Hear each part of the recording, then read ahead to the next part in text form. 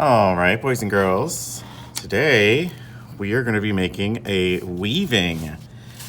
And a weaving is a type of art where you can make a fabric or textile, sometimes it's called. And we're going to make one with paper. So I'm actually going to use a piece of paper in my sketchbook.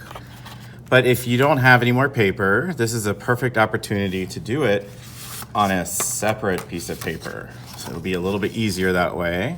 But if you do have it in your sketchbook, you can do it that way too. So the first thing we're gonna do is we're gonna create our warp. And our warp is where all of our pieces will be woven through.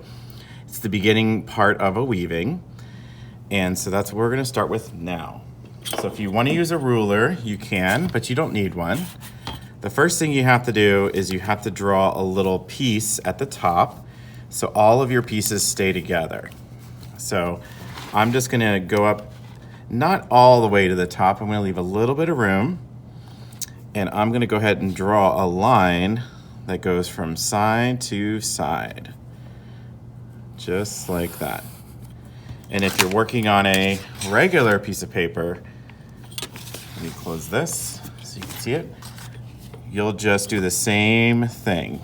You'll just skip a little space and you'll draw a line side to side, okay?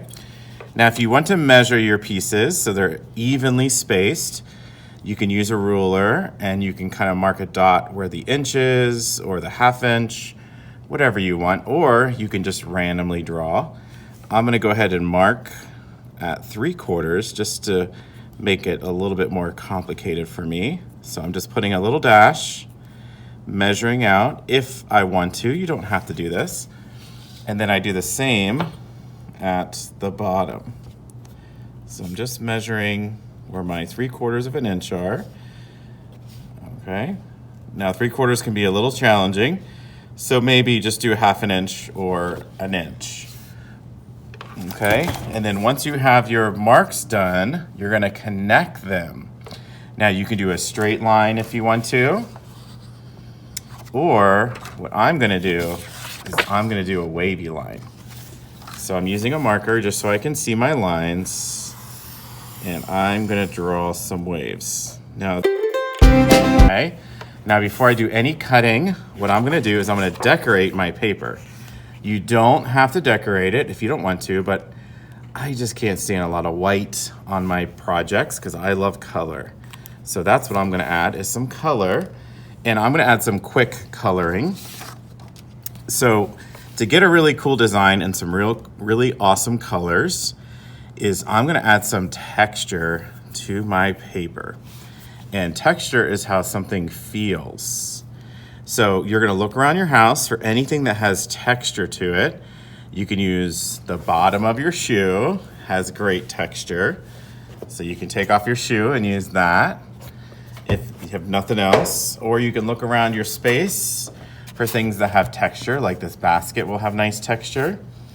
But I'm lucky enough to have some texture plates. So you guys remember these from last year. They've been well loved and well painted on. So what you do is you slip it under your paper, and then you take a crayon that has no wrapper on it, and you have it lying down, and you press. You press down as hard as you can. You can go in circles, you can go side to side, whatever you want. And what I like to do is I like to mix colors. So I take another texture, add it underneath, and I like to mix colors. So that way I have lots of textures going on. Makes it a little bit more interesting. And I think for fun, I'm gonna do a third one. So if you have crayons at home, you might have to peel them. So you just get your nail under there and peel as much as you can. These are great for those crayons that you were using that broke on you. They're still usable, and they're really great for texture. So you might just have to peel them a little bit. And if you get tired of peeling, I just snap it, and that way I don't have to peel the rest. So let's use something unconventional here. I'm gonna use this basket, and I'm gonna add some texture with it. So this might be a little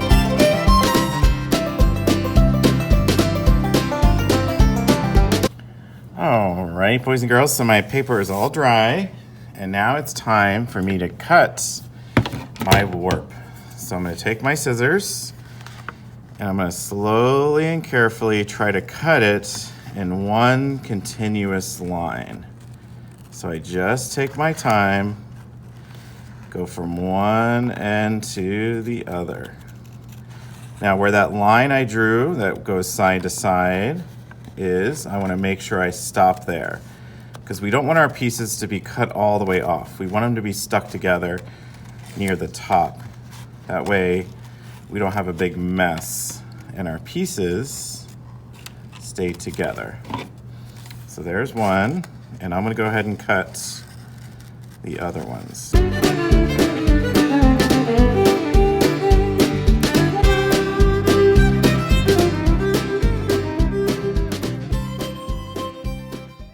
All right, boys and girls, so I have my warp all cut out, and they're still stuck together at the top of the page.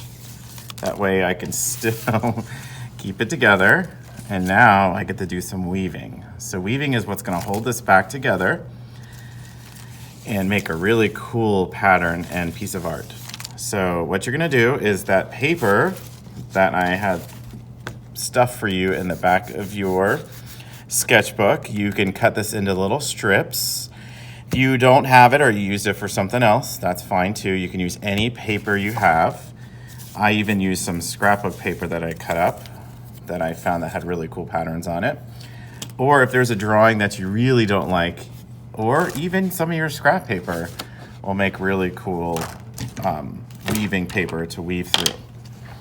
So what I'm going to do is I'm going to start to weave my pages. So I've already cut some of my paper into strips, and it's okay. It's okay if it's longer than the page, but you want to make sure that it's at least the same width as your page. Okay, so those pieces that I cut out for you should be about 6 inches, and that's how long or wide this paper is. So I'm going to go ahead and start weaving. So I'm going to start at the top, and when I'm doing the top, I like to start somewhere near the upper middle. That way I can push it up to the top. So weaving is just 2 steps. It's going over a piece of warp or it's going under a piece of warp. It doesn't matter if you start with over or under, as long as you just start. So I always start with over, don't know why, but I just do. And then the next piece I go under. And as you under, I just lift that piece up and I let it back down. Over is simple, I just leave it alone. Under, I lift. Over, under. Over, and under. Now it is nice when it is long, because all you do is take your little sides and you squish it up as hard as it, or as far as it will go. And because we want this to stay forever, I am going to glue it down. So I'm going to use a little dot of glue. If you don't have glue bottle, you can use glue stick. And I just put a little dot of glue on both ends. And that just holds it in place. And that way it'll never, ever, ever come apart.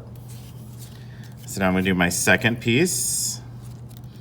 Now, to make a good weaving, you want to make sure that your second piece goes opposite the first one. And what I mean by opposite is, if you look at the first one, it goes over. So opposite of over is, that's right, under. So you want it to be opposite. It's going to end up with a checkerboard pattern. If you have a checkerboard pattern going, that means you're doing it correct. So then over and under. Over and under. Over and under. And then it ends with over. And this one was exactly 6 inches, so I can go ahead and scoot that one all the way up, as tight as it will go. And of course, I add a little dab of glue. So I'm going to continue to do this over and over again until I get to the very bottom. Now this one, I added a thin piece on top of another one, and I just glued it just because I wanted it to look really cool. So you can do that too. You can add pieces on top of each other to create patterns and just to make your weaving extra cool. Now, if you want to weave with something else, you can. You can weave with string if you want to, paper, all kinds of stuff you can add to your weaving. So now that I got it down, I'm moving pretty fast, and you'll see me go all the way down to the bottom.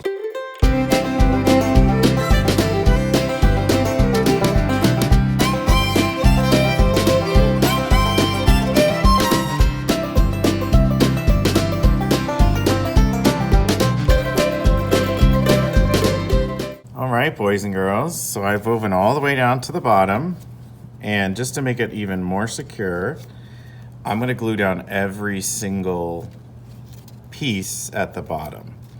All these little tabs, and I might hold it down for a few seconds just so it sticks onto my page.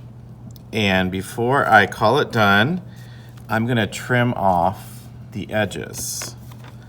So I'm gonna take my little scissors and I'm just gonna trim off any pieces that go past the edge of my page just to make it look nice and clean and a nice finished weaving. And I do the other side, making sure that's nice and clean too. And I can check to see if I missed any tabs. I can see some that are lifting up a little bit, so I might glue those back down just to make them nice and secure. And I can throw away my extra paper, and I have a finished weaving, just like that. And the cool thing is the other side looks just as cool. So you might have colors back here. I have just all white, which I think looks cool. So I can use this for another drawing, or I can glue my favorite piece of artwork on that background. I can do all kinds of things with that page. But now I have a nice strong page again. It's no longer cut up because I wove it through. So now I have a nice thick page that I can do lots of stuff to it. So I hope you guys had fun weaving with me. I know I did, and look at that really cool pattern. So I'll see y'all later. Bye.